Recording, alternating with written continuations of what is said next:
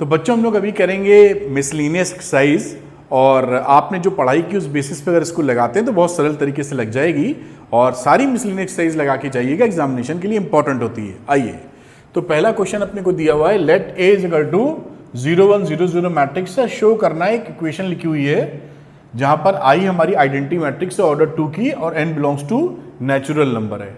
इस सवाल को हम लोग पीएमआई से करेंगे, principle of mathematical induction, class 11 में आपने पढ़ा था। तो पीएमआई या प्रिंसिपल ऑफ मैथमेटिकल इंडक्शन से जब क्वेश्चन करते हैं तो पहले हमें क्या करना पड़ता है, ये स्टेटमेंट लिख दीजिए पी एन।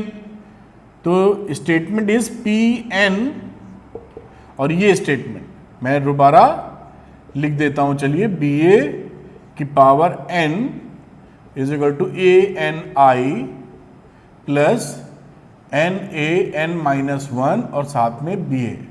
आप पहले देखते हैं n इज इक्वल टू 1 के लिए, ये आप जानते हैं, तो P1 देखते हैं ट्रू है कि नहीं। तो n जहां पे लिखा वहां पर आप 1 पुट कर दो, तो ये आ जाएगा ए आई प्लस बी ए। यहां वैल्यू पुट करोगे n की जगह 1, तो ये बन जाएगा ए आई, और n की जगह 1, तो ये a की पावर 0 हो जाएगा। a की पावर 0 क्या होता है, 1 होता है, तो ये क्या हो गया, b, बीच में प्लस है, plus B A, and A I plus B A बराबर है, that means P1 is true. यही शो करते थे ना। अब दूसरा मानते हैं आप, let Pk is true where k belongs to some natural number. Pk true मानते थे। Pk ट्रू मानने का मतलब Pk का स्टेटमेंट क्या हो जाता था, Pk जहां n लिखा वहां k लिख दो, ए I plus B A power के, ए के आई प्लस के ए के माइनस 1 बी ए। ये हमारा ट्रू है, इज ट्रू। दोबारा नहीं लिख रहा हूं, ये ट्रू लिखा ही हुआ है यहां पर। तो this is true statement. Now we will check for K plus 1। अब स्टेटमेंट जो हमारा है, now we will check for P K plus 1। ये ट्रू है कि नहीं ट्रू। अगर ट्रू है तो सबके लिए ट्रू है, अदरवाइज गड़बड़ हो जाएगी। तो पी के प्लस 1 लेते हैं, तो इसका एलएचएस ले लेते हैं हम लोग, पी के प्लस 1 का एलएचएस। तो इसको लिखते हैं हम लोग एलएचएस को, ए आई प्लस बी ए की पावर के प्लस 1, क्योंकि पी के प्लस 1 लिया था ना, तो इसका एलएचएस लिया, इससे आरएचएस शो करेंगे। अब इस वाले एक्सप्रेशन को देखिए, आप लिख सकते हो ए आई प्लस बी ए की पावर के और ए आई प्लस बी ए की पावर 1। इसको ब्रेक कर लीजिए पावर में, बेसिस सेम है, ठीक है। अब मल्टीप्लाई करके लिखते हैं, या हम ये जानते हैं ए आई प्लस बी ए की पावर के जो है, ये एक्सप्रेशन इसके इक्वल है, ये देखिए लिखा हुआ है। तो इसकी जगह ये वैल्यू सब्स्टिट्यूट कर देते हैं। तो हमारा काम क्या बना, हम लोगों ने इसकी जगह ये वैल्यू सब्स्टिट्यूट की, तो ए की पावर के आई प्लस के ए की पावर के माइनस 1 बी ए, ये वैल्यू डाली इसकी जगह, और ये साथ में लिखा रहने दिया ए आई प्लस बी ए। ये पहुंच गए हम लोग। अब हम लोग आगे इसको मल्टीप्लाई करके लिखते हैं कि क्या सिचुएशन बनने वाली है। तो यहां पर अगर आप आते हैं तो क्या लिखेंगे, इसको इससे मल्टीप्लाई करने पर ए के आई और साथ में ए आई, प्लस इसका इससे मल्टीप्लाई करेंगे तो ए के आई इंटू बी ए, फिर इसका इससे मल्टीप्लाई कर, इस पूरे को इससे मल्टीप्लाई करेंगे तो के ए की पावर के minus 1 B A into A I, plus इसका इससे मल्टीप्लाई करोगे तो के ए के माइनस 1 बी ए, और साथ में एक और बी ए चलाया। बड़ी अच्छी बात। आगे लेके चलते हैं हम लोग। देखिए अब यहां पहुंचे तो देखिए ये बन जाएगा ए की पावर के प्लस 1, आइडेंटिटी मैट्रिक्स से मल्टीप्लाई करोगे तो आइडेंटिटी मैट्रिक्स से मिलेगी, तो आई, और इसको लिख लेते हैं ए के, आइडेंटिटी मैट्रिक्स से मल्टीप्लिकेशन कर रहे हैं तो इसको आप चाहें तो आई का कोई फर्क नहीं पड़ेगा, तो बी ए का बी ए रह जाएगा। आगे चलते हैं हम लोग, इस एक्सप्रेशन में आ जाओ बेटा, तो इसको लिखोगे के ए की पावर के माइनस 1 और यहाँ आ जाएगा ए बी, और साथ में आई का मल्टीप्लिकेशन है, बात खत्म है, आ जाएगा ए। और यहाँ चलते हैं तो आ जाएगा के ए की पावर के माइनस 1 बी स्क्वायर ए स्क्वायर। एक स्टेप और आगे बढ़ लेते हैं हम लोग बेटा, इसको लिख लो ए के प्लस 1 आई प्लस, इसको मेंशन कर लेते हैं के बी ए, और यहाँ पर इस ए को पावर में रेस कर दोगे तो ए की पावर के आ जाएगा देखो, और ये बी तो रहेगा ही रहेगा और साथ में ए रहेगा ही रहेगा। अब यहाँ पर देखिए ये जो ए स्क्वायर लिखा है इसकी वैल्यू निकाल लेते हैं। तो देखिए ए स्क्वायर की वैल्यू क्या हो जाएगी, ए इंटू ए, और हमारा ए मैट्रिक्स कितना है 0 1 0 0, इसका 0 1 0 0 से करेंगे मल्टीप्लिकेशन, तो रो इंटू कॉलम करोगे तो रो इंटू कॉलम में 0 इंटू 0 प्लस 1 इंटू 0, फिर रो इंटू 0 यानी 0 प्लस 0, फिर इसका करोगे रो तो 0 प्लस 0, इसका करोगे रो इंटू कॉलम तो 0 प्लस 0, यानी क्या आ जाएगा, नल मैट्रिक्स आ जाएगी। तो नल मैट्रिक्स आने का मतलब है ये बनेगा, ये ए स्क्वायर नल मैट्रिक्स से मल्टीप्लाई करोगे सब नल मैट्रिक्स हो जाएगी, तो ये टर्म क्या हो जाएगा 0 नल मैट्रिक्स। समझ पाए हो ना मेरी बात, ए स्क्वायर नल मैट्रिक्स थी तो पूरा टर्म नल मैट्रिक्स में जाएगा। नल मैट्रिक्स को किसी में जोड़ते हैं तो कोई फर्क नहीं पड़ता, ये 0 है क्योंकि ए स्क्वायर 0 था। अब यहाँ पर देखिए इसको लिखा ए के प्लस 1 आई, और इन दोनों में आप कॉमन क्या ले सकते हैं, ए की पावर के बी ए ले लो कॉमन। तो यहाँ देखिए के था और यहाँ था 1 और 0 का तो कुछ फर्क पड़ेगा नहीं एडिशन में, ये वैल्यू आ गई। और ये वैल्यू देखिए कैसी है, बिल्कुल राइट हैंड साइड की तरह है। यहाँ पर देखिए जब वैल्यू के थी तो पावर के थी, और यहाँ ए की पावर के माइनस 1 थी। अब यहाँ पर चले आओ, जब k प्लस 1 करोगे तो a की पावर k प्लस 1 हो गई है, और यहाँ देखिए ये जो मल्टीप्लिकेशन k था वो k प्लस 1 है, और यहाँ जो k माइनस 1 था वो भी हमारा k आ गया, यानी k प्लस 1 में। इसको इस तरह भी लिख सकते हो, a समझने के लिए i प्लस a लिखो, k प्लस 1 माइनस 1 कर दो, एकदम आपको दिखाई पड़ जाएगा, है ना। तो जहां पर k था वहां k प्लस 1 है, और ये स्टेटमेंट इसका मतलब क्या है, this statement P K plus 1 is true, ये ट्रू है फॉर, या वेयर लिख दो, for K belongs to natural number, hence P N is true for all N belongs to natural number. ये स्टेटमेंट पीएमआई की तरह आपने प्रूफ कर दिया। और ऐसे सवाल एग्जामिनेशन में आ जाते हैं तो करने आने चाहिए आपको, कहीं भी मिल जाएंगे आपको। और थोड़ी घबराहट भी कभी कभी बच्चों को होती है, लेकिन मैथमेटिक्स या साइंस में जो आप कॉन्सेप्ट पढ़ते हैं उसका एप्लीकेशन दूसरी जगह आना चाहिए आपको, और वही क्वेश्चन आपके हिसाब से हॉट से टफ बनने लगते हैं। भाई जेई में जो क्वेश्चन आएंगे या नीट में जो क्वेश्चन, नीट में तो मैथ्स की बात नहीं कर रहे, फिजिक्स की सोच ली है मैंने, उसमें क्या होता है कि 2 कॉन्सेप्ट को मिला के 3 कॉन्सेप्ट को मिला के एक सवाल बना देते हैं। अब बच्चा अगर कॉन्सेप्ट को पकड़े नहीं हुए तो उसमें लगा नहीं पाएगा, पकड़े हुए तो कोई क्वेश्चन आ जाए आप लगा लेंगे, और नहीं लगा तो आप जान जाएंगे कि मुझसे गलती कहाँ हो रही है। ये अच्छी बात होती है कॉन्सेप्ट समझ लेने के बाद। चलिए क्वेश्चन नंबर 2 पे चलते हैं हम लोग। तो चलिए बच्चों क्वेश्चन नंबर 2 करते हैं, और ये भी जो क्वेश्चन है वो पीएमआई से होगा, प्रिंसिपल ऑफ मैथमेटिकल इंडक्शन से। ए की वैल्यू दे रखी है, प्रूफ करना है अपने को इस रिजल्ट को, ये ट्रू है हमारे लिए। तो यहाँ पर थोड़ा सा हम लोग कोशिश करेंगे इसी बोर्ड पे ख़त्म कर ले जाएं, देखते हैं। तो क्या करेंगे, इसी स्टेटमेंट को हम पीएन कह देते हैं। यहाँ पे मैं लिख नहीं रहा वरना एक ब्लॉक जगह कम पड़ेगी। तो ये है हमारा, this is PN, mathematical induction तो लगाना ही चाहते हैं। ये हमारा स्टेटमेंट यहाँ से यहाँ तक पीएन है। अब देखते हैं n इजिकल टू 1 के लिए P1 हमारा ट्रू है कि नहीं। तो P1 ट्रू के लिए a की पावर 1 रख दो तो a आ जाएगा, और यहाँ पे वैल्यू रखोगे n की पावर 1, तो 1 माइनस 1 0, तो 3 की पावर 0। कई बच्चे समझ ना पाए इसलिए लिखना पड़ सकता है। आप समझ पा रहे हैं ना ये क्या मैं लिख रहा हूँ?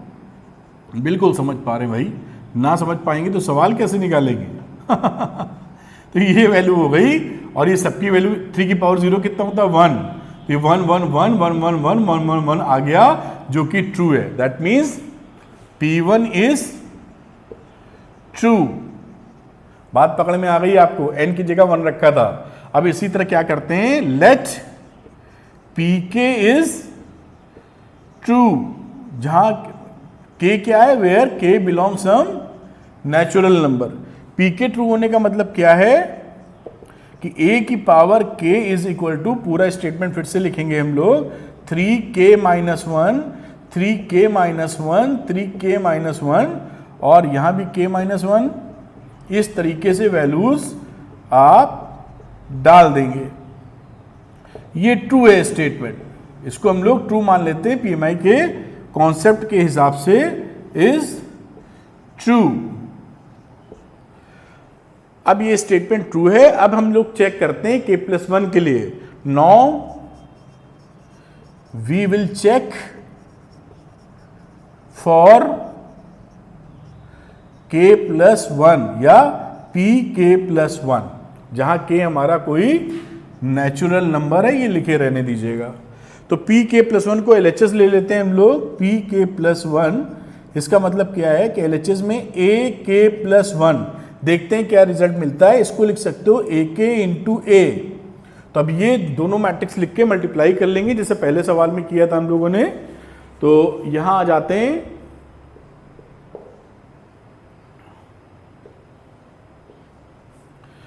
जगह बचाने की कोशिश चल रही है, तो a की पावर k, यानी ये मैट्रिक्स देखिए जो लिखी है, तो इज इक्वल टू लिखो 3k minus 1, 3k minus 1, 3k minus 1, और ये पूरा आपने कॉपी पेस्ट कर डाला। तो ये वैल्यू पुट कर लीजिए बेटा आप, भाई लिखनी तो पड़ेगी, सवाल जैसा भी है, और साथ में a से मल्टीप्लाई कर रहे हैं, तो a मैट्रिक्स ये दी हुई है, तो इसको मेंशन कर लीजिए, कोई परेशानी नहीं। बाजू में 1 1 1 1 1 1 1 1 1। अब आप जान रहे 3/3 3/3 ऑर्डर किए, तो बिल्कुल मल्टीप्लिकेशन डिफाइंड है, कोई टेंशन की बात नहीं। अब हम मल्टीप्लाई करके हम लोग लिखने जाएंगे, तो आप जानते रो इंटू कॉलम चलेगा, आप समझदार हैं। तो 3k माइनस 1 को 1 से मल्टीप्लाई करोगे तो क्या आ जाएगा, 3k माइनस 1 प्लस इस एलिमेंट को इससे मल्टीप्लाई करोगे तो प्लस 3k माइनस 1, फिर इस एलिमेंट को इससे मल्टीप्लाई करोगे तो प्लस 3k माइनस 1। ये पहला एलिमेंट बना। दूसरे में करोगे रो इंटू कॉलम, तो यहां भी यही सिचुएशन खड़ी होगी, देख पा रहे होंगे शायद आप। और तीसरे में अगर आप जाएंगे, ये रो इंटू कॉलम चल रहा है ना, तो रो इंटू कॉलम करेंगे तो थर्ड में भी 3k minus 1 plus 3k minus 1 plus 3k minus 1 ही आएगा। और बाकी में भी देखिए सेम चीज है, तो सेम नंबर आएंगे। अब हम लोग लिखने की जगह, क्योंकि आपको समझाना है, ये देखिए वैल्यू क्या है, बड़ी सरल सी बात है, 3 बार सेम नंबर ऐड हो रहे हैं।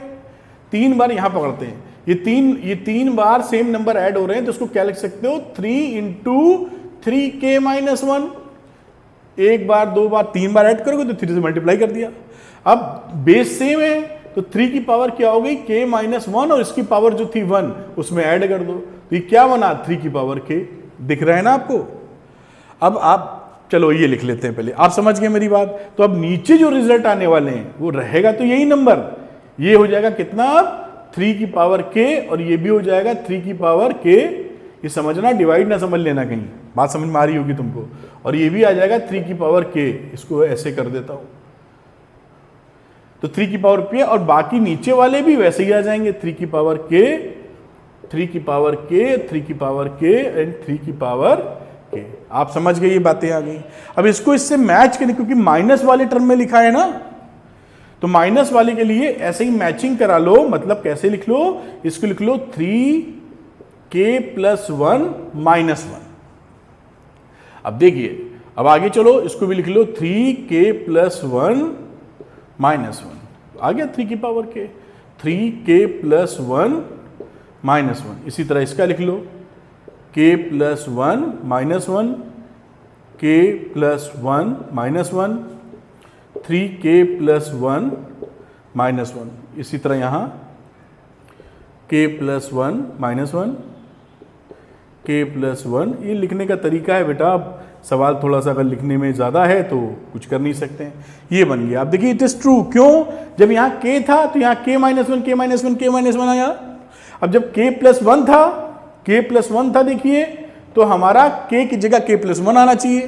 तो यहां हर जगह देखो k+1 आ गया, जहां पर k था वहां k+1 आ गया है। बस it is true, that means pk+1 is true for k belongs to some natural number. Hence Pn is true for all n belongs to natural number. Khem खत्म हो गया, ये ट्रू लिखा हुआ है, इतने समझदार आप ही हैं बेटा, बस ये खत्म हो गया। इस तरह से ये सवाल आप करेंगे। तो ये सवाल अक्सर बच्चे, क्योंकि हम लोग ऑफलाइन क्लासेस भी लेते हैं तो पूछते रहे, उनको घबराहट होती है ऐसे सवाल में, लेकिन देखिए कुछ नहीं, इसको PMI लगाना है और कुछ भी नहीं किया हम लोगों ने, मल्टीप्लाई करके खत्म कर दिया है। तो इस तरह से क्वेश्चन नंबर 2 कर सकते हैं। अब चलेंगे क्वेश्चन नंबर 3 के ऊपर। तो बेटा क्वेश्चन नंबर 3 देखते हैं, और 3 भी PMI के ऊपर ही बेस्ड है बेटा। तो ये देखिए, if A is equal to एक मैट्रिक्स है 2/2 की, then prove that this one. अब इसमें ज्यादा स्टेटमेंट नहीं लिखेंगे, आप समझदार हैं, समझ चुके हैं, सीधे n इज इक्वल टू 1 के लिए हम लोग जांचेंगे इसको। तो चेक करेंगे n इज इक्वल टू 1 के लिए, ये हमारा Pn है पूरा स्टेटमेंट, दिस इज Pn। तो P1 के लिए देखते हैं क्या आता है, a की पावर 1, देखो जो a हो जाएगी, और यहां पर n की जगह 1 रख दो, तो ये आ जाएगा 1 2 + 1 विच इज 3। n की जगह 1 रखोगे -4, n की जगह 1 रखोगे, n की जगह 1 रखोगे -1, और ये a वाली मैट्रिक्स है, यानी ये हमारा ट्रू है। तो P1 इज ट्रू, बहुत अच्छी बात। फिर क्या करते थे, लेट Pk इज ट्रू, जहां पर k क्या है, नेचुरल नंबर को बिलोंग करता है। इसके लिए लिख लेते हैं हम लोग, Pk ट्रू होने का मतलब क्या हो जाता है, a की power k is equal to 1 + 2k -4k k और 1 - 2k, ये हमारा ट्रू है, is true statement. Now we will check for k+1। Now we will check for Pk+1, जहां ये सब लिख देना, k belongs to natural number, जरूरी है बेटा, ठीक है। आइए साहब, तो Pk+1, Pk+1 का मतलब क्या है a की पावर, LHS लिया इसका, a k+1, k की जगह k था तो k+1 था तो k+1, इसको लिख सकते हो a की पावर k इंटू a की पावर 1। हर सवाल में यही तो कर रहे हैं। अब a की पावर k ये लिखा हुआ है, तो यहां पर उधर लिख लेते हैं, मल्टीप्लाई करना आसान रहेगा। तो यहां पर a की पावर k लिखा है, a की पावर k का मतलब है 1 + 2k -4k k और 1 - 2k। इसको मल्टीप्लाई किससे कर रहे हैं, a से। a मैट्रिक्स दे रखी है 3 -4 1 -1। ये कहानी है हमारे पास। अब चलिए इसको शुरू करते हैं और देखते हैं क्या रिजल्ट हाथ लगता है। रो इंटू कॉलम, तो इसको 3 से मल्टीप्लाई करोगे तो मैं लिख लेता हूं 3 × 1 + 2k, प्लस इसको 1 से मल्टीप्लाई करोगे तो आ जाएगा यहां पर -4k, समझ पाए होगे। फिर रो इंटू सेकेंड कॉलम, तो 3 से मल्टीप्लाई करोगे 1 + 2k को, और साथ में 3 नहीं, रो 4 से मल्टीप्लाई करोगे -4 से। थोड़ा साफ लिखना होगा, आपको समझ में आना चाहिए। तो -4 से मल्टीप्लाई करोगे, फिर यहां आ जाएगा रो इंटू कॉलम, और रो इंटू कॉलम चले तो प्लस लिखा, और -4k इंटू -1, ये पहला वाला बना हमारा, नीचे सॉल्व करके लिख दूंगा। फिर रो इंटू कॉलम, तो ये आया 3k और ये आया +1 - 2k। फिर second row into second column, तो -4 से मल्टीप्लाई किया तो -4k, और -1 से मल्टीप्लाई किया तो साइन बदल के लिख लो -1 + 2k। अब इसको थोड़ा सा सॉल्व करके लिखते हैं कि रिजल्ट क्या रहा। तो रिजल्ट देखिए क्या रहा, यहां वैल्यू आ जाएगी 3 + 6k, 6k दिख रहा है ना, 6k में 4k घटा तो आया 2k, और 3 × 1 = 3 तो आया +3। देखिए ध्यान से, 6k में से 4k गया तो 2k बचा, और 3 × 1 = 3 आ गया। यहां आ जाओ, यहां रिजल्ट क्या आ जाएगा, ये आ जाएगा +4k, और यहां आएगा -4 × 2k यानी -8k। तो -8k में 4k गायब कर दो तो क्या बचा, -4k, और यहां आ गया -4।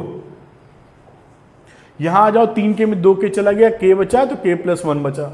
यहाँ आ जाओ, -4 के में 2 के निपट जाएगा तो -2k बचेगा और -1 बचेगा। ये आता अपने को दिख रहा है। अब हमें मालूम ही रहता है ये जो फॉर्मेट था 1+2n, इसको 1+2n के फॉर्मेट में लिखना होगा जिससे हम पहचान सकें। तो कोई दिक्कत की बात नहीं है। देखिए आप क्या कीजिए, आप पहचानते ही तो 1 किनारे कर दीजिए, 1 निकालिए, 2 बचेगा, 2 कॉमन ले लो, k+1 लिख दो। वैसे भी आइडिया होता अगर गलती नहीं कर रहे तो इसी फॉर्मेट में आएगा, k की जगह k+1, हो गया काम सेट। यहां आ जाओ, -4k लिखा हुआ है, यहां आप -4 कॉमन ले लो, k+1 आ गया। देखो कितना अच्छी तरीके से आ रहा है। यहाँ k+1 की बात थी तो k+1 ही लिखे रहने दो। यहाँ आ जाओ -2k -1, तो इसको आप +1 करके लिखो, तो एक जोड़ दो एक घटा दो, तो एक जोड़ दो तो 1 आ जाएगा और एक घटाओगे तो क्या -2 आ जाएगा, और -2 कॉमन ले लिया तो k+1 बचा। कई बच्चे कंफ्यूज ना हो जाएं, मैंने ये लिखा है -2k -1 में एक जोड़ा एक घटाया। ये देखो एक जोड़ा एक घटाया, इस जोड़े वाले को पहले ले लिया, -2k -1 और ये -1, अब 1 -2k ये हो गया -2, अब 1 -2 कॉमन ले लिया, आ गया k+1। ये लिखा है बेटा, मैं इसलिए दिखा रहा हूं, किसी भी हालत में आपको समझ में आना ही चाहिए। ठीक, अब बिल्कुल वही फॉर्मेट बन गया। देखिए जब ये k था पावर तो k था, अब यहां पावर आ गई या k+1 हो गया स्टेटमेंट में, तो a की पावर k+1 हो गया और हर जगह k की जगह देखो k+1 आ गया, हर जगह k की जगह k+1 आ गया। और इससे ये प्रूव होता है कि ये स्टेटमेंट ट्रू है। तो pk+1 is true for k belongs to natural number. ठीक है, hence pn is true for all natural numbers. ये खत्म होगी बात, इस तरह प्रूफ कर देंगे। तो पीएमआई के ऊपर 3 शुरू के क्वेश्चंस थे और ये इंपॉर्टेंट भी होते हैं, तो आप सीख लीजिए। अगले सवाल पे चलते हैं हम लोग। तो बच्चों हम लोग क्वेश्चन नंबर 4 लगाते हैं और 4 में देखिए क्या लिखा हुआ है, if A and B are symmetric matrices prove that A B minus B A is a skew symmetric matrix. आपको मालूम है कि जब सिमेट्रिक मैट्रिक्स होती है तो उसका ट्रांसपोज अपने के बराबर होता है। तो ए और बी सिमेट्रिक है, मतलब ए ट्रांसपोज ए के बराबर है और बी ट्रांसपोज बी के बराबर है। ये हमें दोनों चीजें गिवन है। अगर ये स्क्यू सिमेट्रिक मैट्रिक्स हो, मतलब ये जो जैसे प्रूफ करने को बोला है, तो स्क्यू सिमेट्रिक मैट्रिक्स के लिए अगर हम ट्रांसपोज लेते हैं इस मैट्रिक्स का, तो हमें क्या आना चाहिए, हमें ये शो करना है कि -AB -BA आए, तो हम शो कर पाएंगे कि ये स्क्यू सिमेट्रिक मैट्रिक्स है। आप समझ रहे हैं, ये हमको शो करना है। तो पहले हमें समझ में आना चाहिए कि हमको दिखाना क्या है। इसका ट्रांसपोज -AB -BA आ जाए तो स्क्यू सिमेट्रिक मैट्रिक्स है। तो आइए करते हैं हम लोग सवाल। तो AB LHS ले रहे हैं, AB -BA का ट्रांसपोज का लिया। अब जानते हैं आप फॉर्मूले की तरह कि A -B का अगर हम ट्रांसपोज लेते हैं, फॉर्मूला था, प्रॉपर्टी थी, तो A ट्रांसपोज -B ट्रांसपोज हुआ करता था। तो इसको आप लिख देंगे AB ट्रांसपोज -BA ट्रांसपोज, इसी प्रॉपर्टी की बेसिस पे, बाई प्रॉपर्टी चाहो तो लिख दो। ठीक है, बढ़िया, एकदम क्लैरिटी के साथ, बहुत सुंदर। ठीक, अब फिर प्रॉपर्टी लगाएंगे। अब आपको प्रॉपर्टी नंबर 2 थी कि अगर AB का ट्रांसपोज लिया जाए तो ये B ट्रांसपोज A ट्रांसपोज के बराबर होता था, प्रॉपर्टी नंबर 2। तो इसको लिख सकते हो B transpose A transpose minus, इसको फिर इसको अदला बदली करोगे तो आ जाएगा A ट्रांसपोज A ट्रांसपोज और B ट्रांसपोज। ये AB था तो B पहले आया, ये BA था तो A पहले आया। ठीक, अब आप जान रहे हैं अकॉर्डिंग टू द क्वेश्चन आपको A ट्रांसपोज A के बराबर दिया, B ट्रांसपोज B के बराबर दिया है, तो ये हो जाएगा B ट्रांसपोज B के बराबर, A ट्रांसपोज A के बराबर, और इसी तरह ये आ जाएगा AB। अब इसमें से माइनस कॉमन ले लो तो बनेगा AB -BA। तो यहां पर देखिए AB -BA का ट्रांसपोज लिया तो -AB -BA आ गया, शो कर दिया है। Hence AB -BA is a skew symmetric matrix, ये प्रूव हो जाता है। तो इस तरह के सवाल आपको मिलते रहेंगे और आपको आने भी चाहिए, कैसे इनको किया करते हैं। तो उम्मीद है ये आप बहुत अच्छी क्लैरिटी से समझ पाए होंगे। अब चलेंगे क्वेश्चन नंबर 5 के ऊपर।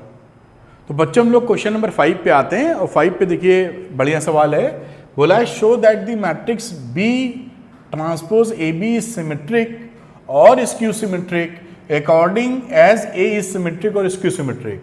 यानी ए अगर सिमेट्रिक है तो ये भी सिमेट्रिक है, और ए अगर स्क्यू सिमेट्रिक है तो ये भी स्क्यू सिमेट्रिक है। तो चलिए इसको करते हैं। पहला केस 1 ले लेते हैं।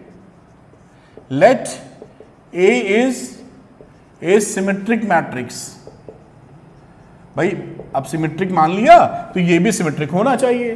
तो सिमेट्रिक होने का मतलब क्या होता है कि ए ट्रांसपोज की वैल्यू ए के बराबर है, ये हमको गिवन है इस केस में। अब इसको पकड़ लो आप, बी ट्रांसपोज ए बी है ना।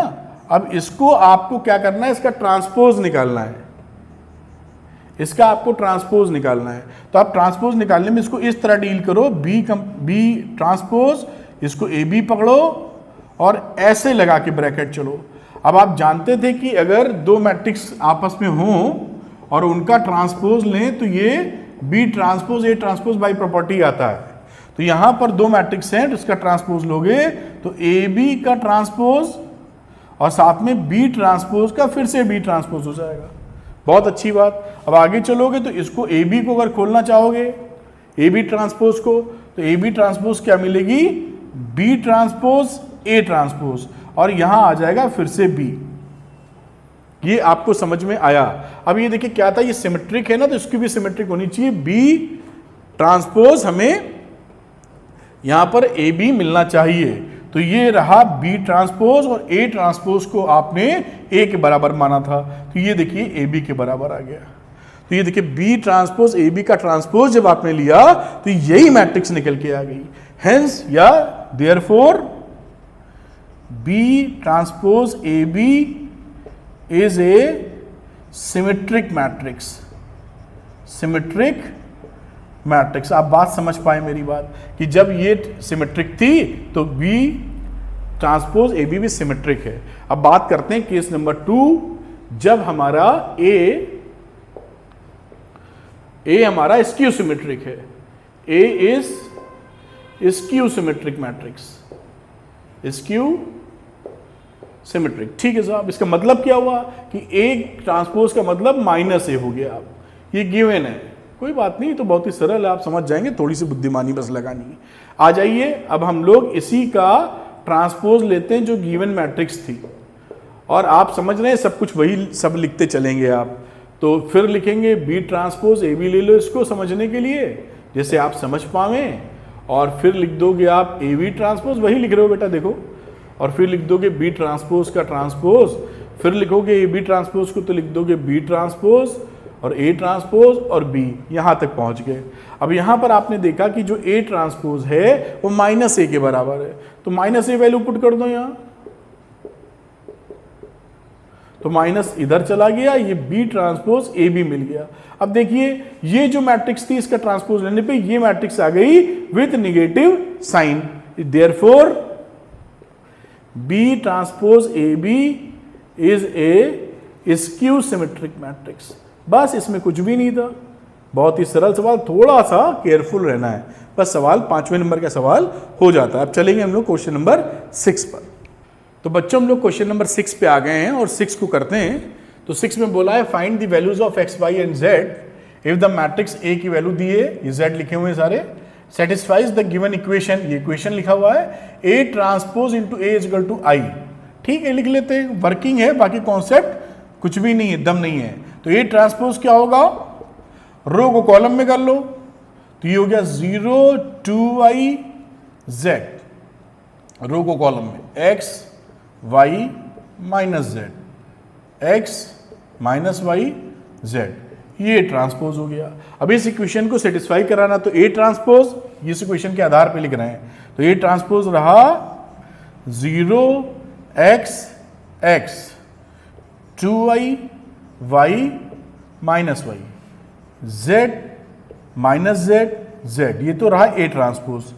अब लगाओ ए ये ऊपर लिखा हुआ है 0 2i z, फिर x y माइनस जेड, फिर x माइनस वाई जेड, और ये पूरी वैल्यू किसके बराबर है? आइडेंटिटी मैट्रिक्स के। तो ऑर्डर तो यही रखना होगा 1 0 0 0 1 0 0 0 1। ये इक्वेशन है साहब। अब इसमें देखो वर्किंग है, इसको मल्टीप्लाई करके इक्वेट कर देना है टर्म्स को, और कुछ नहीं करना है। तो चलिए रो इंटू कॉलम करते हैं, थोड़ा मल्टीप्लिकेशन के टर्म्स ज्यादा आएंगे। तो 0 इंटू 0 ऐसे लिख लो, plus x into x, x square plus x into x, फिर एक्स स्क्वायर। फिर रो इंटू कॉलम चलते हैं, तो 0 इंटू 2y, 0 मतलब, फिर x into Y X Y, फिर x into Y minus X Y, ये माइनस में। फिर रो इंटू थर्ड कॉलम 0, फिर आ गया x into Z minus x Z, फिर x इंटू जेड यानी प्लस का एक्स जेड। तो ये हमारी मैट्रिक्स बनती हुई जा रही है। फिर हम लोग रो इंटू फर्स्ट कॉलम, तो 2y इंटू 0, तो 0 plus y into X plus minus Y into x. फिर रो इंटू सेकेंड कॉलम, तो 2y इंटू 2y, तो 4y square plus y into y square, फिर minus Y into minus y यानी plus y square. फिर second row into third column, तो 2y into z, फिर y into z यानी y z, और फिर minus Y Z फिर से। देखिए ध्यान से करिएगा, रो इंटू ये कर रहे हैं, तो ये y इंटू माइनस मिला और माइनस इंटू जेड मिला। अब third row into first column, तो z इंटू 0 यानी 0, फिर माइनस जेड इंटू एक्स यानी माइनस जेड एक्स, फिर z इंटू एक्स यानी प्लस जेड एक्स। पहला complete. Third row second column, z into 2y, 2y z minus Z into Y minus Z Y, फिर z into Y minus में, ये भी हो गया। तो third row third column, z into Z Z square, फिर minus Z into minus Z plus Z square, फिर z into z फिर से जेड स्क्वायर। क्या बात, ये आगे पूरी मल्टीप्लिकेशन आप कर सकते थे, लेकिन समझा ही दें पूरी अच्छे से। तो 1 0 0 0 1 0 और 0 0 1। अब दोनों इक्वल मैट्रिक्स हैं, तो इक्वेट कर दो। अब इसको तो जोड़ घटा के लिख लेंगे सीधे यार। तो ये एक्स स्क्वायर क्या हुआ? 2x square. तो 2x स्क्वायर किसके बराबर हो गया? 1 के, है ना। तो यहां वैल्यू हो गई साहब x की value plus minus 1 upon root 2। देखते हैं बाकियों में फिट होती है कि नहीं होती है। दो वैल्यू आती दिख रही हैं, ठीक है। अब बात करते हैं, ये वैल्यू है 0, तो ये 0 आई जाएगी कट के। इसमें आ जाओ 0, तो ये भी कट के 0 आ जाएगी। यहां 0 आ जाओ तो 0 आ गई। अब यहां पे 1 है, तो 1 का मतलब है 4 5 6 6y स्क्वायर की वैल्यू कितनी दे रहा है? ये 1 दे रहा है। मतलब क्या हो गया? y square is equal to 1/6। तो y कितना आ जाएगा? Plus minus under root 6। ये वैल्यू आ गई। आगे देखते हैं। तो साहब इसकी वैल्यू की बात करो तो 2yz कैंसिल होकर 0 आ गया। यहां बात करो तो ये भी 0 आ गया। यहां बात करो तो ये भी 0 आ गया। देखो यहां बात करो तो 3z स्क्वायर की वैल्यू आ रही है 1। तो z स्क्वायर कितना है? 1/3। तो z कितना है? Plus minus 1 upon root 3। तो ये देखिए z की वैल्यू है, ये y की वैल्यू है, और ये रही हमारी x की वैल्यू जो आती दिख रही है। और ये बिल्कुल करेक्ट है। क्यों? क्योंकि बाकी प्लस माइनस दोनों लेने पर ही बाकी चीजें भी सेटिस्फाइड होती हैं। 0 0 पे कोई फर्क नहीं पड़ रहा है। तो दीज आर द आंसर्स, ये x की, ये y की और ये z की। इस तरीके से क्वेश्चन नंबर 6 हो जाता है। अब चलेंगे क्वेश्चन नंबर 7 पर। तो क्वेश्चन नंबर 7 में चलते हैं हम लोग। 7 में देखिए वैल्यू पूछी x की और एक मैट्रिक्स की इक्वेशन लिख दी है। अब यहां पर हम देखते हैं किसका किससे मल्टीप्लाई पहले करें। 3 मैट्रिक्स ना, तो इन दोनों को पहले मल्टीप्लाई करें कि इन दोनों को करें, समझने की कोशिश करते हैं। ये इसका ऑर्डर क्या है? देखिए 1 रो 3 कॉलम, इसका क्या है? 3/3, और इसका क्या है? 3 रो 1 कॉलम। अगर हम इन दोनों को मल्टीप्लाई करते हैं पहले, तो नंबर ऑफ कॉलम और नंबर ऑफ रो बराबर है, बिल्कुल कोई दिक्कत नहीं है, और इसका रिजल्टेंट आ जाएगा 3 क्रॉस 1, 3/1, जो इससे आराम से मल्टीप्लाई हो जाएगा क्योंकि number of column number of row के बराबर है, कोई समस्या की बात नहीं। अब इन दोनों की बात करते हैं, अगर इन दोनों को मल्टीप्लाई करेंगे तो 3 मल्टीप्लाई हो जाएगा, 13 आ जाएगा, और 13 को फिर इससे भी मल्टीप्लाई कर सकते हैं। तो देखिए इन दोनों की बात करें, पहले मल्टीप्लाई अगर हम लोग कर लें तो 3 और 3 बराबर है ना, तो रिजल्ट क्या आएगा 1/3, और 1/3 का मल्टीप्लिकेशन 3/1 से हो जाएगा। तो ये आप किसी को किसी से पहले मल्टीप्लाई कर सकते हैं, आंसर विल नॉट चेंज। ठीक, तो अभी हम लोग जो करने वाले हैं, हम लोग इसको इससे ही मल्टीप्लाई पहले कर लेते हैं। लेट्स सी क्या आने वाला है। तो 1 को 1 से मल्टीप्लाई करके लिखते हैं, समझ गए ना, 1/3 था, ये 3/3 है, तो दोनों number of row number of column के बराबर है, तो बात बराबर है। तो 1 × 1 रो इंटू कॉलम, तो 1 × 1 1 प्लस 2 × 2 4 प्लस 1 × 1 1। बात समझ में आ रही होगी उम्मीद करते हैं। अच्छा, यहां पर एक चीज और बता दूं आपको, 1 रो 3 कॉलम, 3/3, तो इन दोनों को जब मल्टीप्लाई करोगे number of column number of row के बराबर, तो 1/3 मिलेगी। 1 रो 3 कॉलम, तो पहली रो हमें यहां देखिए मिल रही है, एक ही रो वाली मैट्रिक्स मिलेगी, तो ये आ गया 1 × 1 1, 2 × 2 4, 1 × 1 1। फिर दूसरे में आ जाओ, 1 × 2 2, 0 0 है, तो ये वैल्यू 0 0 आ जाएगी। तीसरे में आ जाओ 0, 2 × 1 2, 1 × 2 2, ये वाली, और यहां पर कॉलम वाली 0 2 x बना। इसका ऑर्डर है 3 रो 1 कॉलम, 1 रो 3 कॉलम, मल्टीप्लिकेशन संभव है। तो ये वैल्यू कितनी मिली, 4 5 6, ये मिली 2, ये मिली 4, और ये हमारा कॉलम हो गया 0 2 x, और ये किसके बराबर चल रहा है, नल मैट्रिक्स के बराबर। अभी लिख लेंगे उसको। अब ये मल्टीप्लाई करो, रो इंटू कॉलम, ये है 1/3, और ये बेटा कितनी है, 3 रो 1 कॉलम, ये दोनों number of column number of row के बराबर है, और 1 × 1 की मैट्रिक्स रिजल्टेंट मिलेगी, तो 6 × 0 0 हो जाएगा। इतना क्या लिखूं आप समझ रहे हैं। फिर 2 × 2 4, और 4 × x 4x। ये जो है मैट्रिक्स, ये किसके बराबर है, ये 0 के बराबर है।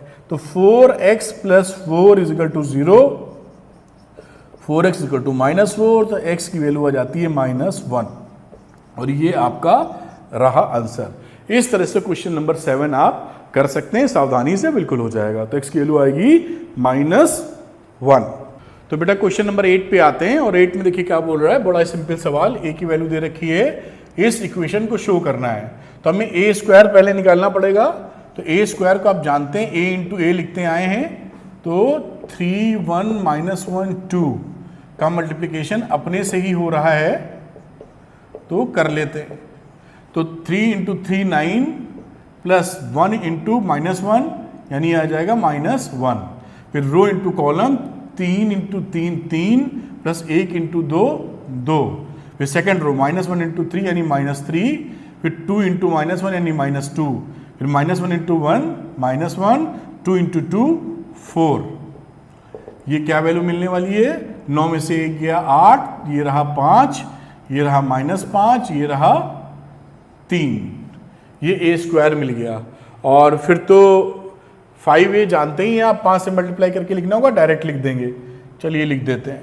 5a की वैल्यू क्या रही, a को 5 से मल्टीप्लाई कर दो, ऐसे लिख लो, 5 × 3 1 -1 2, 5 से मल्टीप्लाई किया, 15 5 -5 10, ये 5a आ गया।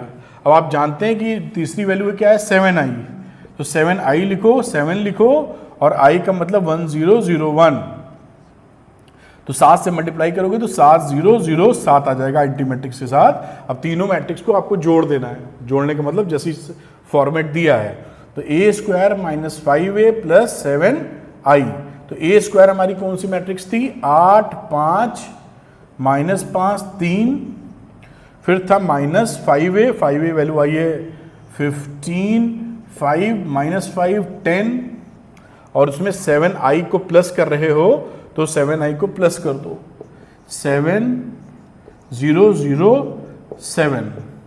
अब इसको ऐड करके लिखो।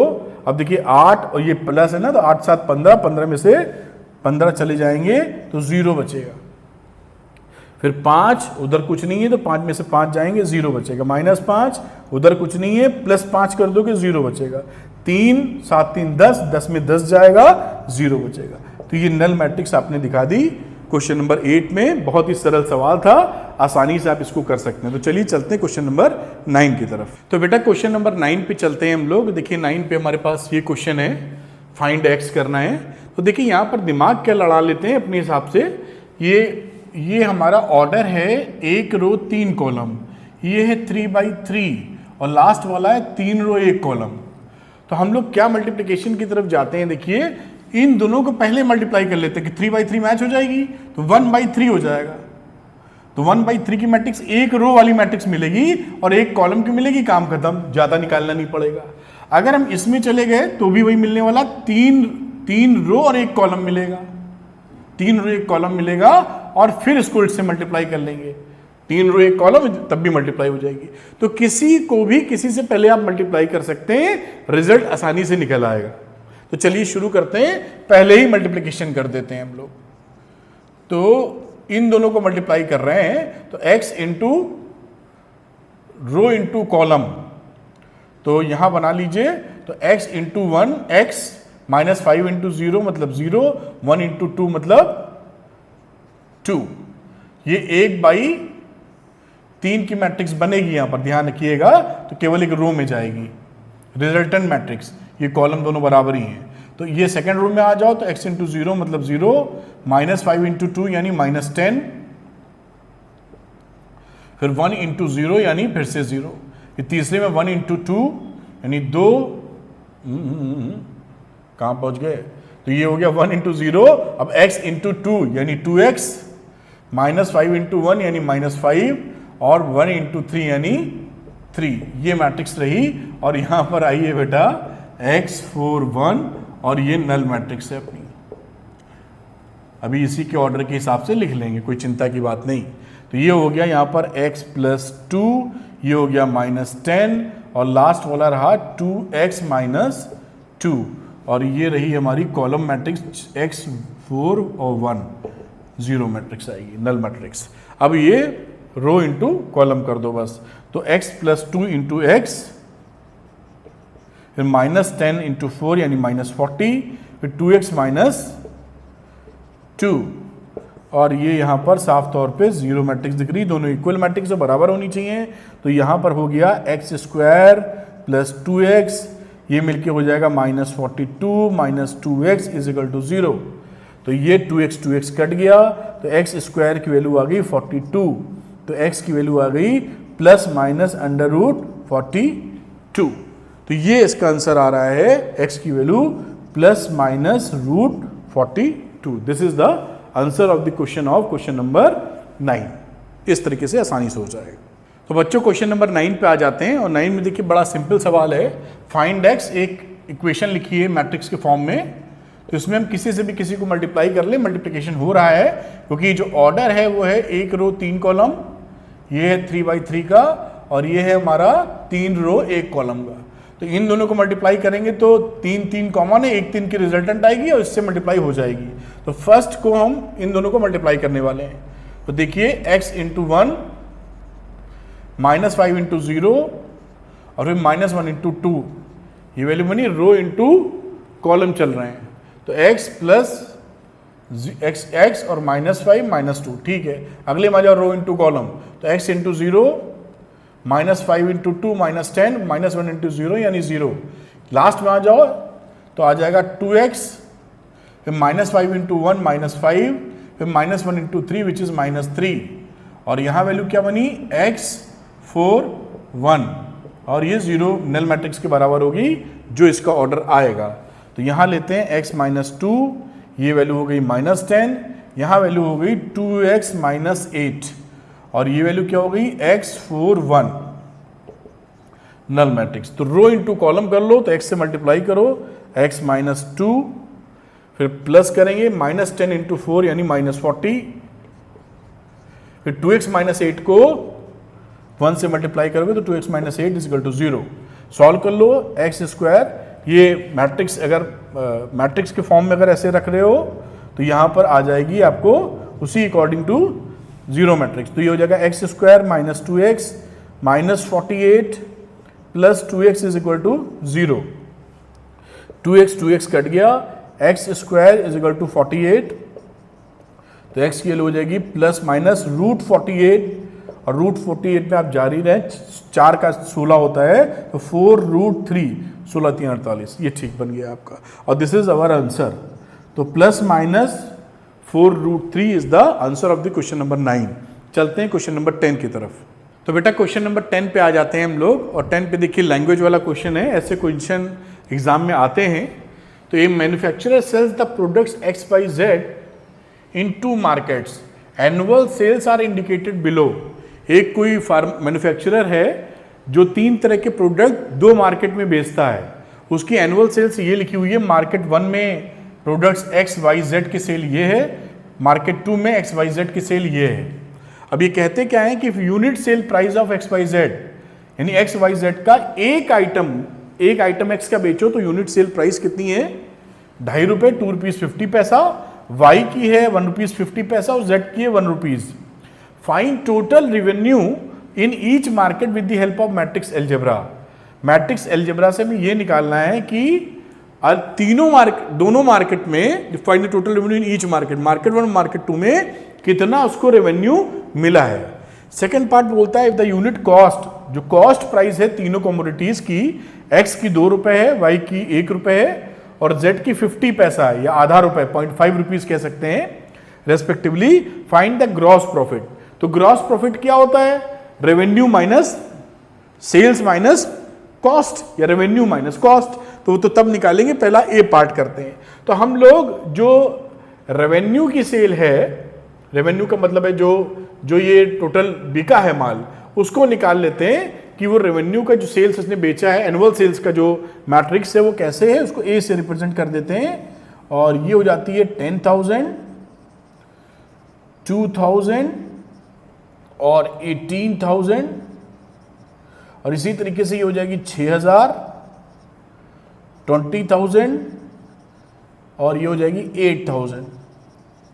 ये किसकी हो गई, जो हमारा एनुअल सेल्स थी, annual sales represented by this matrix. और बी एक मैट्रिक्स ले लेते हैं कुछ ए के अकॉर्डिंग, जिसे हम कह देते हैं कि उसका पर यूनिट कॉस्ट प्राइस क्या है। तो ये हम लेंगे, आपको ये लंबा डिस्कशन में कर चुका हूं, इसको हमें कॉलम में लेना होगा, वो होगा 2.5 रुपए, और दूसरा वाला है 1.5 रुपए, और तीसरा वाला हमारा है 1 रुपी। ये अब इसको a इंटू बी आप कर देंगे तो हमें मिल जाएगा कि कितना टोटल रेवेन्यू आया है। अब ये जो b है इसको चलिए ऐसे ही चाहें तो आप मल्टीप्लाई कर दें, वरना इसको और अच्छी तरीके से इस तरह भी लिख सकते हो, 2.5 को लिख दो 5/2, इसको लिख दो 3/2 और इसको रहने दो 1, ऐसे भी मल्टीप्लाई कर लो तो और आसानी से मल्टीप्लिकेशन हो जाएगा। चलिए a b निकालते हैं हम लोग। तो a पार्ट के लिए हमको निकालना है a इंटू बी, ये हमें दे देगा टोटल रेवेन्यू। तो a इंटू बी निकालते हैं, तो इसको लिखिए 10,000, ये था 22,000 था, और ये है हमारा 18,000, और ये 6,000, 20,000, और ये है हमारा 8,000। और इसको हम लोग मल्टीप्लाई करने वाले कितने से, 5/2, 3/2 और 1 से। चलिए आगे चलते हैं। अब हम करेंगे रो इंटू कॉलम। तो 10,000 को 5/2 से मल्टीप्लाई करोगे, फिर ऐड करते चलेंगे, तो 2 से इसको डिवाइड करोगे तो आ जाएगा 5,000, अब 5,000 को 5 से मल्टीप्लाई करोगे तो आ जाएगा 25,000। तो ये रहा आपका 25,000, प्लस इसको इससे मल्टीप्लाई करोगे आप तो 2,000 को करोगे ये आ जाएगा 1,000, 1,000 को 3 से करोगे तो आ जाएगा 3,000, 2,000 को 2 से कटा, ये आ गया आपका 3,000। 18,000 को करोगे 1 से तो आ जाएगा 18,000। रो इंटू कॉलम कंप्लीट है। अब सेकंड रो वाला सिचुएशन ले लो, तो 6,000 को करोगे 5/2 से तो आ जाएगा 3,000, 3,000 को 5 से करोगे तो आएगा 15,000। प्लस 20,000 को 3/2 से करोगे तो 10,000, 10,000 को 3 से करोगे तो आ जाएगा 30,000, प्लस 8,000 पे आ जाओ तो 8,000 को 1 से करोगे तो आ जाएगा 8,000। एक बार चेक कर लेते हैं, 20,000 को किया था 10 × 30 30,000। ये आपकी मैट्रिक्स बन गई और ये रिजल्ट क्या दे रही है आपको, जोड़ लीजिए 25,000 और 18,000, तो ये हो गया आपका कितना बेटा, 25 और 10 35, 43 प्लस 3 46,000, 1 2 3, और नीचे कितनी आ गई 15 और 30 45, 45 और 8 53,000। तो ये आपका आ गया बेटा क्या, टोटल रेवेन्यू। ये मार्केट 1 का है, मार्केट 1, और ये कहानी क्या है, मार्केट 2 की है। ये क्या है, टोटल रेवेन्यू। ये पहला पार्ट हो गया बेटा, टोटल रेवेन्यू आपका आ चुका है। अब पार्ट बी में आते हैं हम लोग। अब पार्ट बी में क्या करेंगे, कॉस्ट दे रखी है ना, तो एक सी मैट्रिक्स बना लेते हैं, कॉस्ट वाली बना लेते हैं सी मैट्रिक्स, कॉलम मैट्रिक्स। उसको कितना कितना, 2 रुपए लिखा है तो 2 लिख दो, और 1 रुपए लिखा है तो 1 लिख दो, और ये 50 पैसा लिखा है तो आधा रुपए लिख दो, 1/2। डिवाइड करने में आसानी होगी। अब हमें निकालना कितना है, ग्रॉस प्रॉफिट। तो यहां पर हम लोग पहले कर लेते हैं A × C, इससे क्या निकलेगा, कॉस्ट निकलेगी, और टोटल रेवेन्यू में टोटल कॉस्ट घटाने की प्रक्रिया करेंगे तो आंसर आ जाएगा। ये रहा ए तो हमारा ये लिखा ही था 10,000, फिर ये था 2,000, ये था 18,000, ये रहा 6,000, ये रहा 20,000, और यह रहा 8,000। और यहां हमारी दूसरी मैट्रिक्स सी हो गई 2 1 और हाफ। अब इसको मल्टीप्लाई करके लिख लेते हैं, रो इंटू कॉलम, तो 2 से मल्टीप्लाई करोगे तो आ जाएगा 20,000, 2,000 को 1 से करोगे तो आ जाएगा 2,000, फिर 18 को 2 से करोगे तो आ जाएगा 9,000। बहुत अच्छा। अब ये हम लोग दूसरे में करते हैं, सेकंड रो फर्स्ट कॉलम, तो आ जाएगा 12,000 प्लस 20,000 इंटू 1 यानी 20,000, प्लस 8,000 को करोगे तो आ जाएगा 4,000। तो ये वैल्यू कितनी बनी, 20 और 2 22, 22 और 8 30 और 31,000। यहां कितनी आ गई, 12 और 20 32, 32 और 4 36,000। ये क्या आया है, ये आई है टोटल कॉस्ट। ये मार्केट 1 की और ये मार्केट 2 की, ठीक है, ये मार्केट 1 2 की आई है। अब आपको बात करते हैं हम लोग, इन्होंने पूछा है कि फाइंड द ग्रॉस प्रॉफिट। तो प्रॉफिट या gross profit GP, gross profit in market 1। तो मार्केट 1 में रेवेन्यू था 46,000 और कॉस्ट थी 31,000। तो कितना प्रॉफिट इन्होंने कमाया, 15,000 रुपए।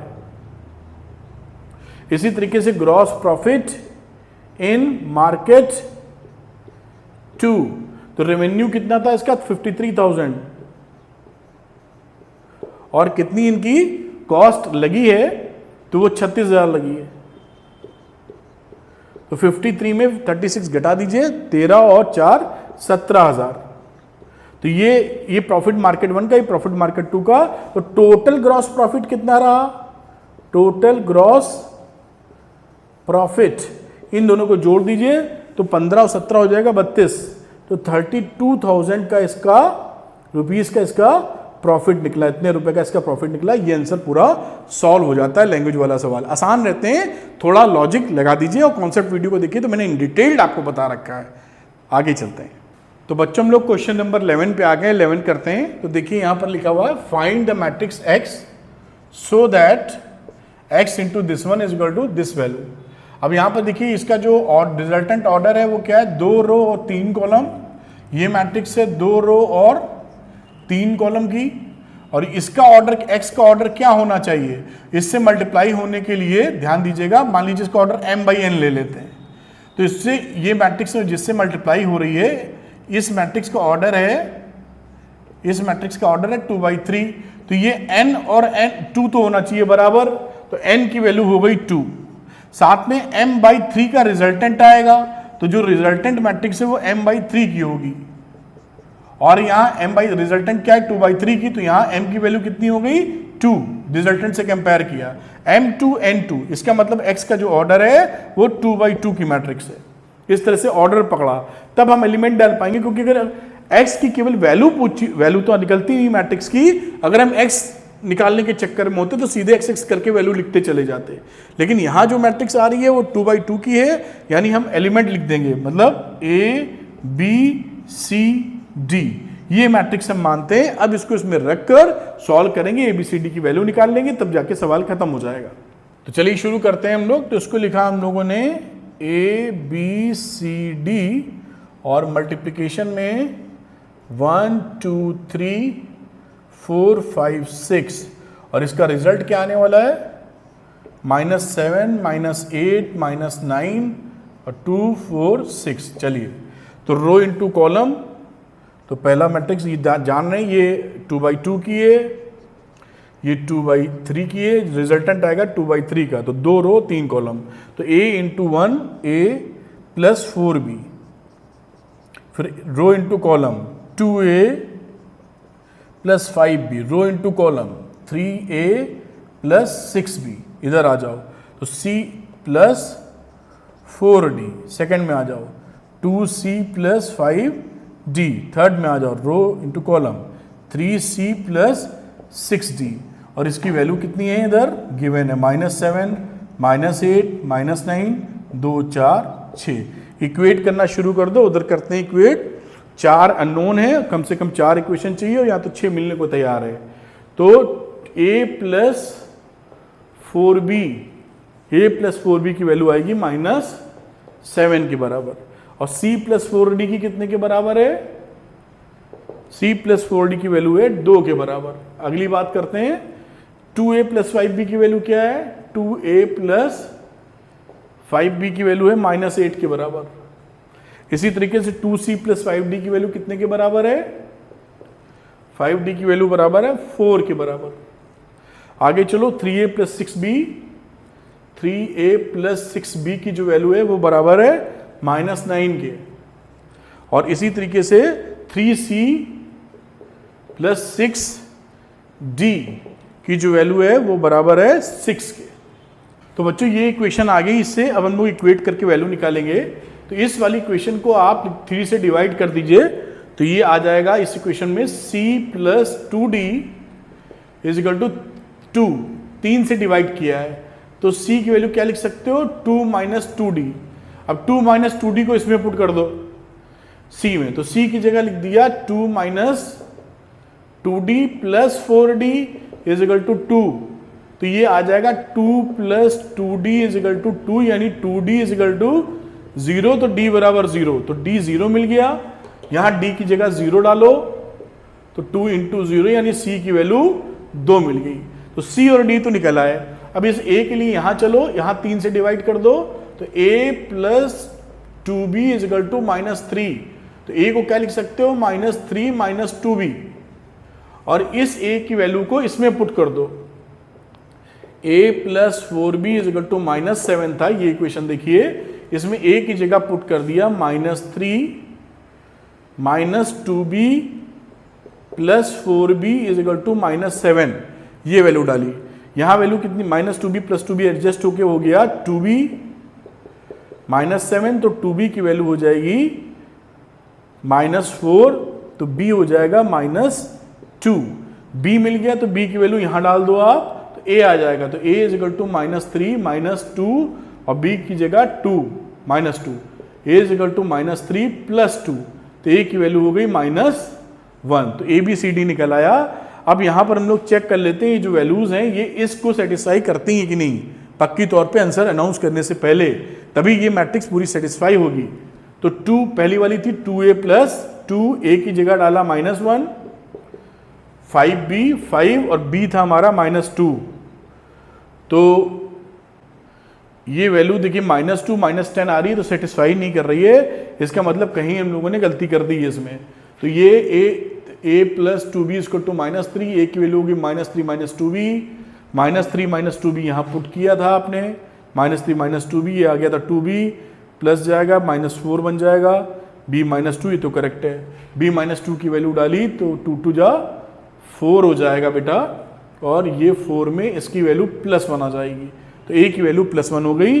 अब ये 2 और -10 मिलके हो गया -8, तो -8 करेक्ट है ये वैल्यूज। अब यहाँ आ जाते हैं, 2 लिखा, c लिखा, c 2 आ गया, और 5d हमारा कितना था 0, आंसर आ गया 4, ये भी करेक्ट है। अब ये वैल्यू करेक्ट है, यानी हमारी जो मैट्रिक्स है जो हमने ABCD लिखी थी, इस मैट्रिक्स को आप क्या लिख सकते हैं, a की जगह लिख दीजिए 1 + 1, b की जगह लिख दीजिए -2, c की जगह हम लोगों ने वैल्यू निकाली है 2, और d की जगह 0। तो ये हमारा आंसर हो गया बेटा, दिस इज द आंसर 1 - 2 2 0, ये हमारा फाइनल आंसर है क्वेश्चन नंबर 11 का। आगे चलते हैं, तो बच्चों क्वेश्चन नंबर 12 पे आते हैं। देखिए 12 में क्या है, बोला है if a and b are square matrices of the same order such that ab is equal to ba, ये गिवन है, then prove that by induction that a into B की power n is equal to b की power n into a। Further एक और चीज prove करनी है, ab की power n is equal to a की पावर n इंटू b की power n for all n belongs to natural number. ठीक है साहब, तो पहला वाला जो प्रूफ करना है उसके लिए बात करते हैं, तो a लिख लेते हैं उस पार्ट को। तो मैथमेटिकल इंडक्शन में मैं स्टेटमेंट यही लेके चल रहा हूं, तो n इज इक्वल टू 1 के लिए यानी P1 देखते हैं ट्रू है कि नहीं, तो यहाँ n पुट करो तो ये आ जाएगा AB, n की वैल्यू 1, और यहाँ आ जाएगा BA, AB BA गिवन था, ये ट्रू हो गया। n इज इक्वल टू 1 के लिए ये ट्रू है, k के लिए ट्रू मान लो, तो pk let pk is true, जहां k बिलोंग करता है किसी नेचुरल नंबर को, pk स्टेटमेंट क्या है, a b की power k is equal to b की पावर k इंटू a, इस स्टेटमेंट की बेसिस पर। अब चेक करेंगे, now we will check statement pk + 1, जैसा करते आए ये सब आप लिख सकते हैं, जहां k बिलोंग करता है किसी नेचुरल नंबर को। आगे बात करते हैं, तो जब pk + 1 लिखोगे बेटा, तो हम लोग चेक करेंगे pk + 1 के लिए, तो pk + 1 का स्टेटमेंट के रूप में क्या बना बेटा, LHS ले लो, तो a b की पावर k + 1। अब इसको देखिए कैसे लिख सकते हो, अब इसको आप लिख सकते हो a b की पावर k + 1, इसको लिख सकते हो a b की पावर k + 1 को bk इंटू b, ये भी आप आराम से लिख सकते हो। अभी ठीक है, अब मैट्रिक्स जो होता है वो matrix multiplication associative in nature होता है, तो एसोसिएटिव इन नेचर है तो इसको लिखा जा सकता है a b की power k into b, associativity की वजह से। अब यहां पर a b की पावर k इक्वल है b की पावर k इंटू a के, तो इस स्टेटमेंट का यूज करेंगे यहां पर, और इसको हम लिख लेंगे इसकी वजह से b की power k into a into b, देख रहे हैं ना, इसकी वजह से यहां लिख लिया हम लोगों ने। अब फिर एसोसिएटिविटी लगा दो, तो b की पावर k इंटू आप a b लिख सकते हैं, एसोसिएटिव लॉ फॉलो करता है। अब देखिए जो ए बी है, पहली वाली सिचुएशन से ए बी बी ए के बराबर है, तो b की पावर k को लिख दो ए बी को बी ए के बराबर। और अब देखिए, अब अगर आप फिर एसोसिएटिव लॉ लगा दो, तो बी के इंटू बी इंटू ए, यानी बी के + 1 इंटू ए, ये देखिए निकल के आ गया। तो हमारा ये जो k ट्रू माना था, a b की पावर k इंटू ए होना चाहिए, तो यहां पर a b की पावर k + 1 था, अब यहां पर देखिए b की पावर k + 1 इंटू ए हो गया। अब लिख सकते हैं statement this is true for all n, तो p k + 1 इज ट्रू, जहां k बिलोंग करता था नेचुरल नंबर को, तो pn is true for all n belongs to natural number. Statement आप लिखते आए हैं, पहला वाला काम हो जाता है। अब दूसरे की बात करते हैं, तो ये पहला वाला हो गया था। 20 सेकेंड वाले पार्ट के लिए देखते हैं जो फर्दर करके लिखा हुआ है, तो आप उसके लिए P1 is true n is equal to 1 के लिए देख लीजिए। तो P1 ट्रू कैसे है, यहां पर आप ए बी की पावर 1 डालेंगे तो ये बराबर हो जाएगा ए की पावर 1 और बी की पावर 1 को, ये ट्रू है हमारा। तो n इज इक्वल टू 1 के लिए ट्रू है। Late P K is true. P K is true होने का मतलब है कि पी के हमारा स्टेटमेंट था ए बी की power k is equal to A की पावर k और b की पावर k, जहां k बिलोंग करता है किसी नेचुरल नंबर को। इस क्वेश्चन की बात कर रहे हैं, यहां तक तो हम पहुंच ही गए। अब आगे देखिए, हमें चेक करना है, checking for P K plus 1। तो पी के प्लस 1 ले लेते हैं, LHS पकड़ते हैं तो ए बी की पावर k प्लस 1 लिखते हैं। इसको आप लिख सकते हो ए बी की पावर k और फिर ए बी की पावर 1। अब देखिए ए बी की पावर जो k है उसको आप लिख सकते हैं a की पावर k और b की पावर k, और साथ में ए बी तो 1 पावर लगी हुई है, ए बी लिखा ही हुआ है। अब देखिए आगे चलते हैं, हम लोग को जो प्रूफ करना है वो प्रूफ ए के टर्म में ही लेके आना है। तो यानी आगे बढ़ते हैं हम लोग, और अब इसको एसोसिएटिव लॉ लगाते हैं। ए के लिखो और इसको लिख देते हैं हम लोग, अब यहाँ पे लिखते हैं हम लोग बी के ए और यहाँ पर आ गया बी। अब यहाँ पर देखिए ये b की पावर k इंटू ए कहाँ से आ जाता है, ये b की पावर k इंटू ए को लिख सकते हो a की पावर a b। इसकी वैल्यू यहाँ से पुट कर दीजिए a इंटू बी की पावर k, तो a k लिखो और साथ में यहाँ पुट कर दो a इंटू बी की पावर k। पहले वाले में उसी को आगे बढ़ाया है, हेंस फर्दर प्रूफ दैट लिखा है, तो उसकी हेल्प ले ली, इसको b लिख दिया। अब इसको a की पावर एसोसिएटिव लॉ लगा दो, ये इधर और ये इसके साथ, और ये वैल्यू हो जाती है a k प्लस 1 और ये हो जाती है b k plus 1।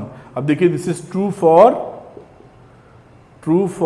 p k plus 1, जहां पे k बिलोंग करता है नेचुरल नंबर को, तो आप लिख सकते हैं hence pn is true for all natural numbers n belongs to n। इस तरीके से आप देखिए प्रूफ कर गए, क्योंकि ये a b की पावर k था तो a की पावर k b की पावर k था, तो यहाँ a b की पावर k प्लस 1 है तो a की पावर k प्लस 1 है, b की पावर k प्लस 1 हो जाएगा। तो इस तरह से क्वेश्चन नंबर 12 आप कर सकते हैं। तो बेटा क्वेश्चन नंबर 13 पे आते हैं, और देखिए 13 में MCQ है और लिखा है if a is equal to, if a दिया alpha beta gamma minus alpha is such that a square is equal to i। तो a स्क्वायर का मतलब हम जानते हैं कि a को a से मल्टीप्लाई करना पड़ेगा फिर ये i के बराबर है। तो a को a से मल्टीप्लाई कर लो, alpha beta gamma minus alpha को मल्टीप्लाई करो alpha beta gamma minus alpha से, तो इसका रिजल्ट क्या आएगा देखिए, alpha into alpha, alpha square plus beta into gamma, फिर अल्फा बीटा को सेकेंड कॉलम से तो अल्फा बीटा, फिर बीटा अल्फा बीटा माइनस का, ये वैल्यू बनी है ना, alpha into beta, beta into alpha.